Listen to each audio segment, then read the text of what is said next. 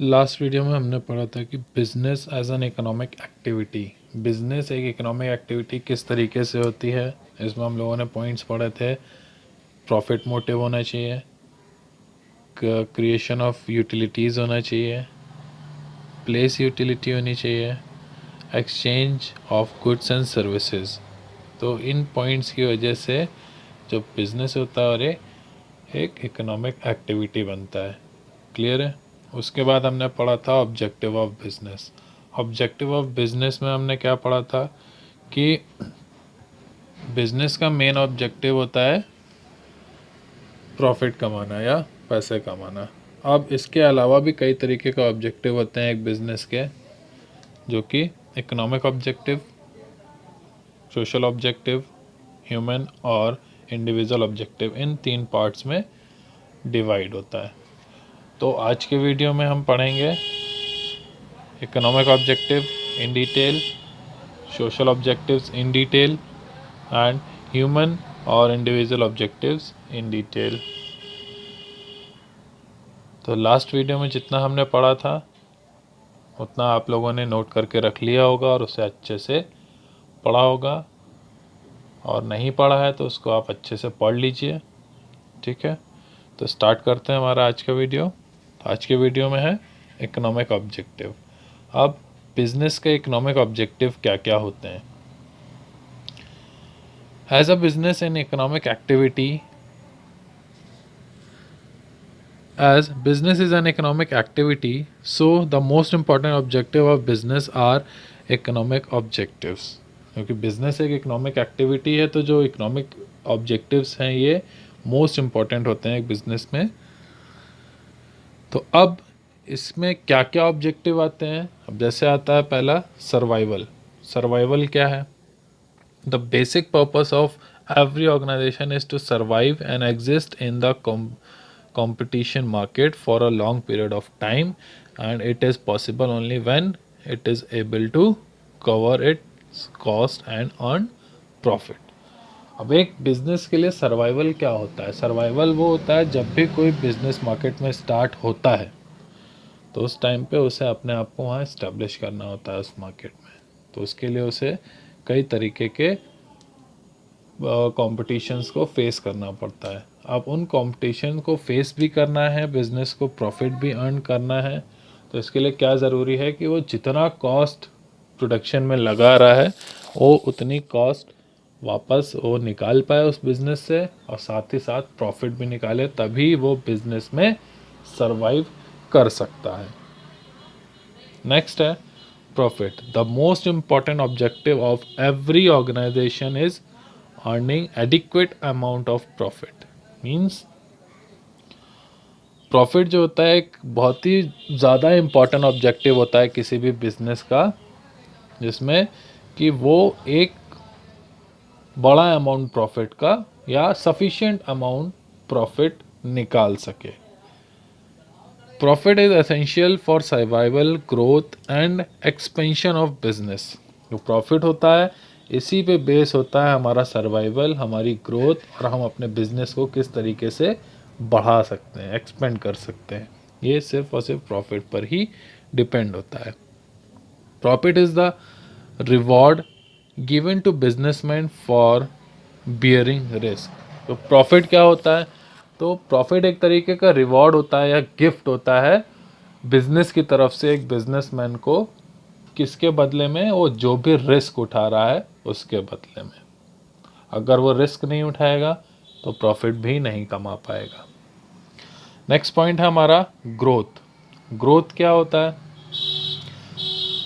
Business organisation must grow and expand their activities. जो business organisation होता है, कोई बिजनेस कंपनी मान सकते हैं या कोई भी फर्म मान सकते हैं, वो अपने बिजनेस को ऑलवेज एक्सपेंड करना चाहती है। जो भी उसकी एक्टिविटीज़ होती हैं उसको और ज़्यादा बड़े लेवल पर करना चाहती है।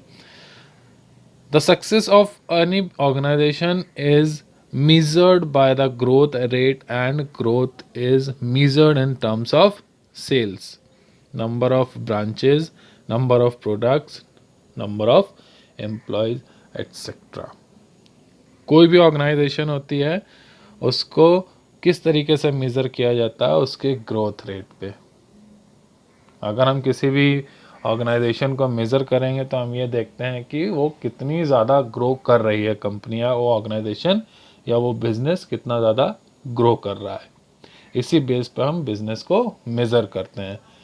तो अब ये जो ग्रोथ रेट होता है उसको हम कैसे मेज़र करते हैं? उसको मेज़र करने के लिए सिंपल है कि बिज़नेस की क्या सेल है, वो कितनी एक्सपेंड हो रही है, उसकी कितनी ब्रांचेस बढ़ रही हैं। किसी भी बिज़नेस की ब्रांचेस होती हैं। अब जैसे कोई एक कंपनी है मान लीजिए, उसकी अलग अलग शहरों में अलग अलग स्टेट्स में ब्रांचेस खुलती जा रही हैं, तो इसको कहते हैं बिज़नेस एक्सपेंड होना या ग्रो करना। ठीक है। नंबर ऑफ़ प्रोडक्ट्स कितने हैं उसके पास, वो कितने सारे प्रोडक्ट सेल कर रहा है। अब जैसे एक कॉमन सा है, रिलायंस इंडस्ट्रीज़ लेते हैं। ठीक है। रिलायंस में क्या है, आज इंडिया में हर स्टेट में हर सिटी में रिलायंस के आउटलेट्स खुले हुए हैं। ठीक है। अब रिलायंस क्या है, रिलायंस डिजिटल नाम से फॉर्म चला रहा है। ठीक है। रिलायंस कम्युनिकेशन नाम से फॉर्म एक चला रहा है, जियो नाम से चला रहा है। तो क्या अलग अलग प्रोडक्ट्स हैं इसके, तो मोबाइल फ़ोन भी दे रहा है, टेलीविज़न भी दे रहा है, सब कुछ दे रहा है, तो ये अलग अलग प्रोडक्ट्स हो गए। ठीक है। तो नंबर ऑफ़ प्रोडक्ट्स कितने हैं एक बिज़नेस के। ठीक। नंबर ऑफ़ एम्प्लॉयज़ कितने काम कर रहे हैं उस ऑर्गेनाइजेशन में, तो इन सब पे डिपेंड करता है बिज़नेस की ग्रोथ। तो सर्वाइवल, प्रॉफिट एंड ग्रोथ, ये तीन थे हमारे इकोनॉमिक ऑब्जेक्टिव। अब आगे बढ़ते हैं, सोशल ऑब्जेक्टिव क्या क्या होते हैं। सोशल ऑब्जेक्टिव में आते हैं, हमारा सबसे पहला है supply of desired quality of products. अब इसमें सिंपल सा एक मोटिव ये है कि जो मार्केट में जो हमारे कंज्यूमर्स हैं वो जिस तरीके का प्रोडक्ट चाहते हैं, कम बिजनेस को यही चाहिए कि वो उसी तरीके की गुड्स या सर्विसेज को प्रोवाइड करे।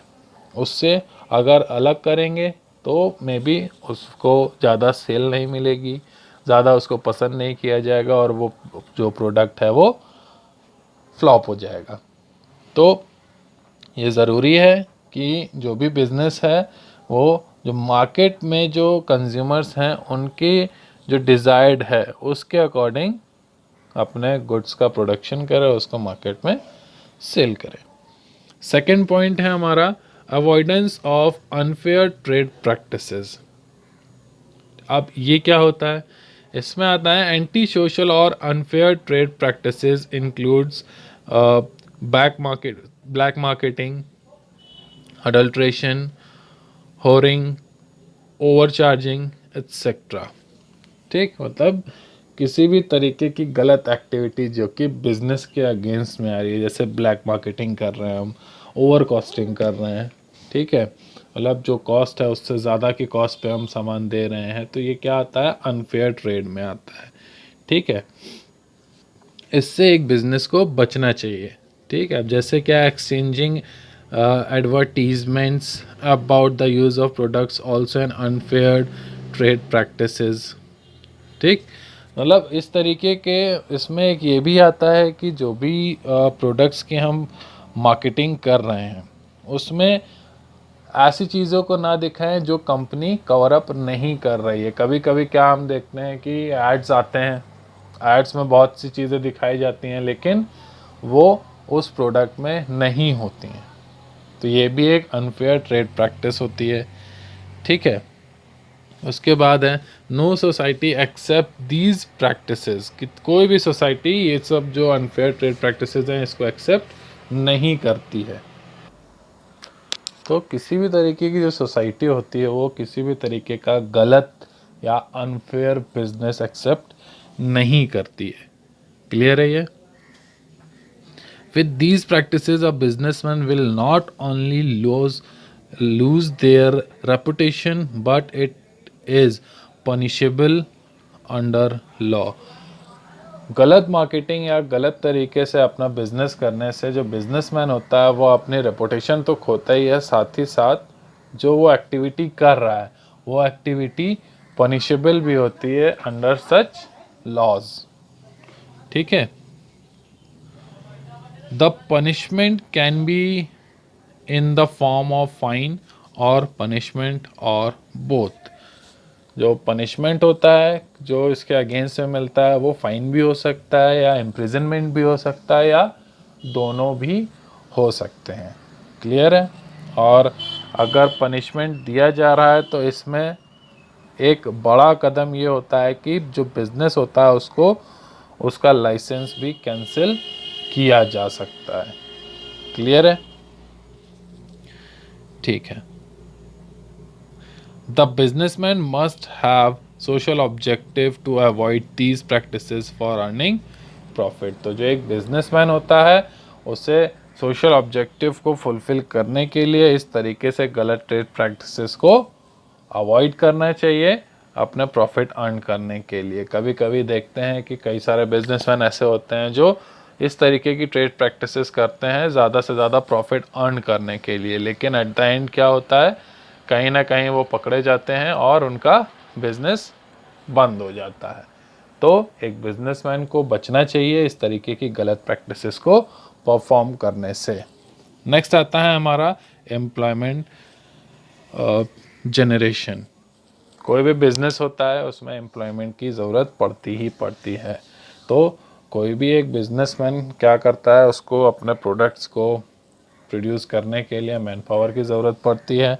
तो उसे क्या करना चाहिए, टाइम टू टाइम अपना मैन पावर के लिए एम्प्लॉयमेंट जनरेट करते रहना चाहिए, जिससे कि जो जॉबलेस पर्सन्स हैं उनको जॉब मिलेगी। इससे हमारा एक बहुत ही बड़ा सोशल ऑब्जेक्टिव फुलफ़िल होता है। तो इसे फुलफ़िल करने के लिए जो एम्प्लॉयमेंट होते हैं वो बीच बीच में जॉब क्रिएट भी करते रहते हैं, जिससे कि जो अनएम्प्लॉयड पर्सन्स हैं उनको एम्प्लॉयमेंट मिलता है। नेक्स्ट आता है हमारा सोशल सर्विस कम्युनिटी सर्विसेज।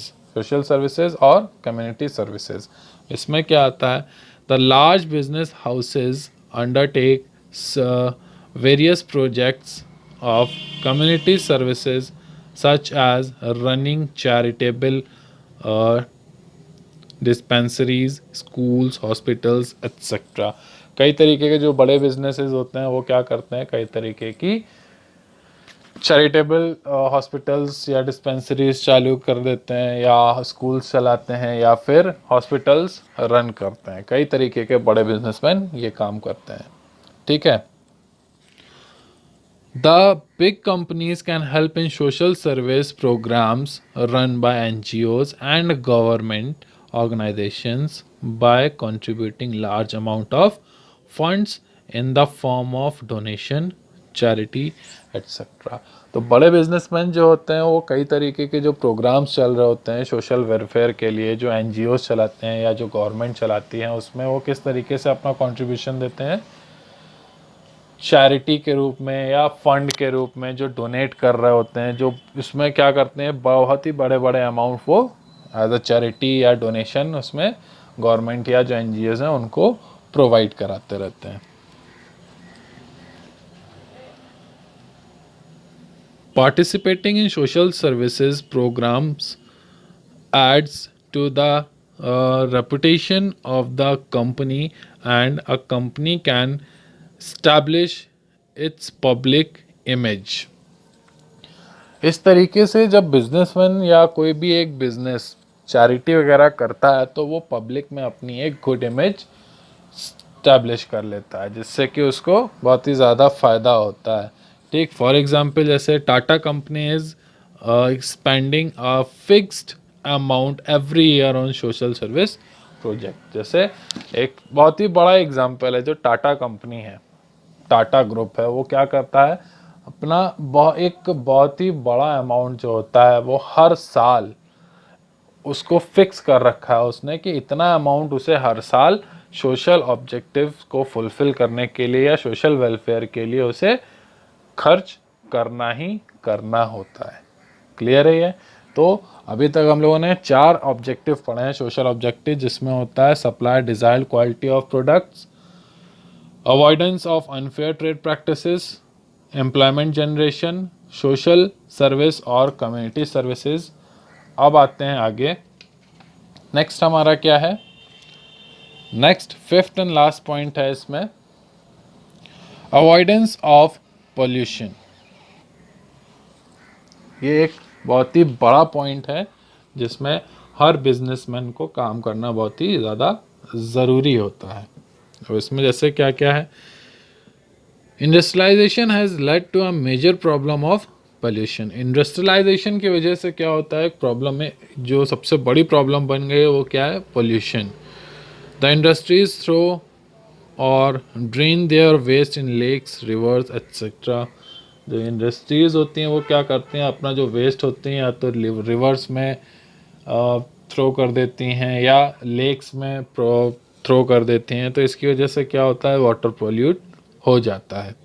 ठीक, the smoke coming out of the chimneys of industries pollutes the environment. जो भी स्मोक निकलता है, जो भी अपना उनकी चिमनी से जो भी जो कंपनीज़ हैं या जो इंडस्ट्रीज़ हैं उनकी चिमनी से जो भी स्मोक निकलता है वो क्या होता है, हमारे इन्वायरमेंट में फैलता है, जिससे कि हमारा इन्वायरमेंट जो होता है वो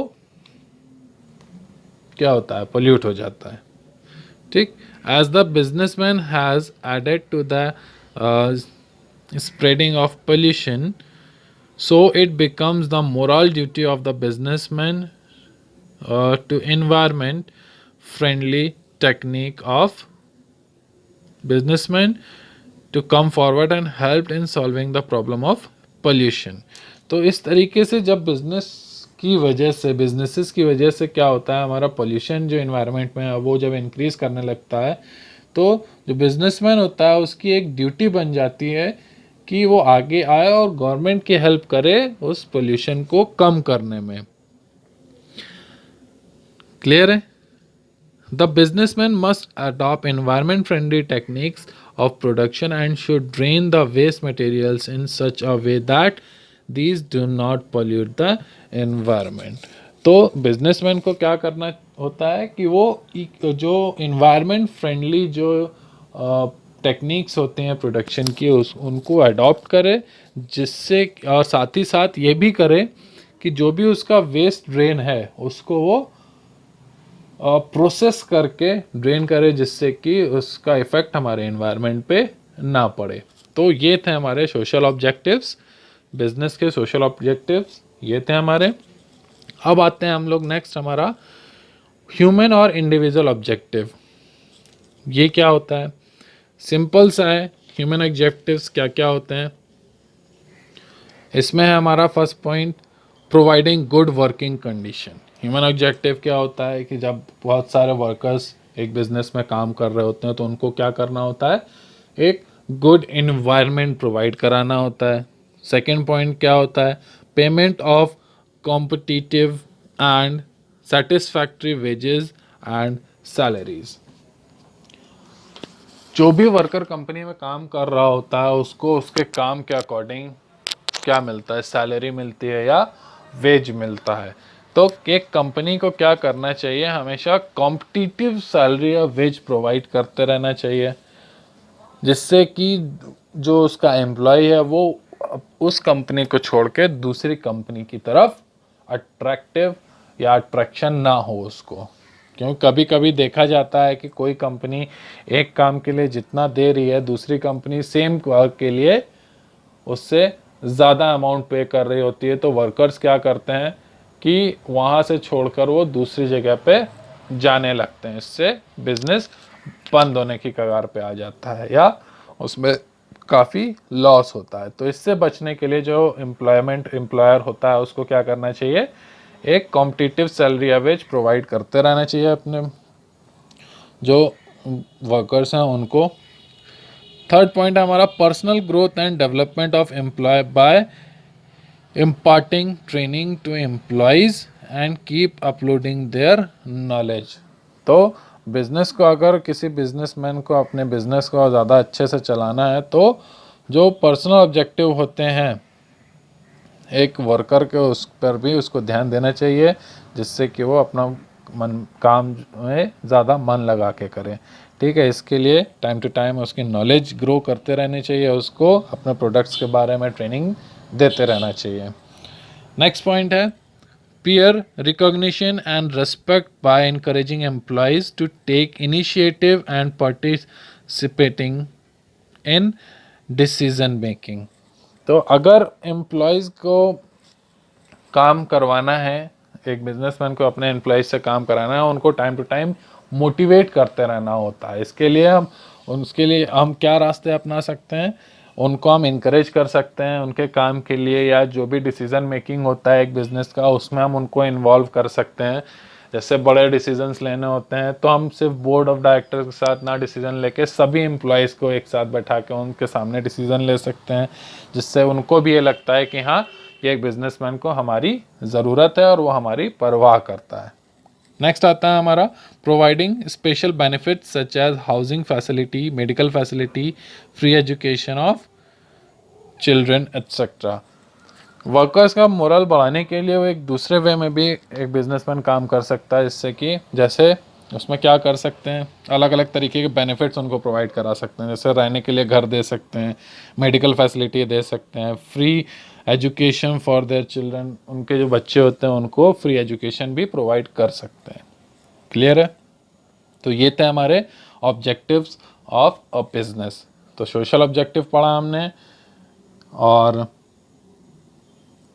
ह्यूमन ऑब्जेक्टिव पढ़ा, और साथ ही साथ हमने इकोनॉमिक ऑब्जेक्टिव भी पढ़े।